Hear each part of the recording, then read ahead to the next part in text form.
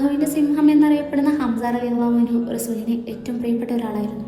റസൂൽ അദ്ദേഹത്തെ വിളിച്ചിരുന്നത് പോലും ഹംസത്തുൽ ഖറാർ എന്നായിരുന്നു. വളരെ ശക്തനും ധീരനുമായിരുന്നു അദ്ദേഹം.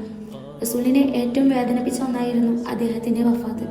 ഉഹദ് യുദ്ധത്തിൽ ഹംസ റളിയല്ലാഹു അൻഹുവിനെ കൊല ചെയ്യാൻ ഹിന്ദു തൻ്റെ അടിമയായ വഹ്ഷിയെ ഏൽപ്പിക്കുകയാണ്.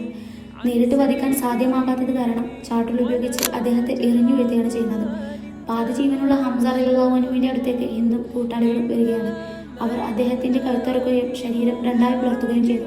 ശേഷം ഹിന്ദു അദ്ദേഹത്തിൻ്റെ കരൾ പറിച്ചെടുക്കുകയും കടിച്ചു തുപ്പുകയും ചെയ്തു. അത്രമേൽ ക്രൂരകൃത്യങ്ങളാണ് അവർ ചെയ്തു കൂട്ടിയത്. ചരിത്രത്തിലെ ഏറ്റവും മനോഹരമായ ഒടുവിൽ പിന്നീടാണ് വരുന്നത്.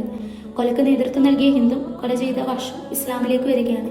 ഈ സമയം റസൂൽ അവരോട് പറയുന്നുണ്ട്, ഹിന്ദേ, ഞാൻ നിനക്ക് ഷഹാദത്ത് കലിമ ചൊല്ലിത്തരാം. കാരണം ഇത് നമ്മുടെ എല്ലാവരുടെയും രക്ഷിതാവിൻ്റെ ദീനാണ്.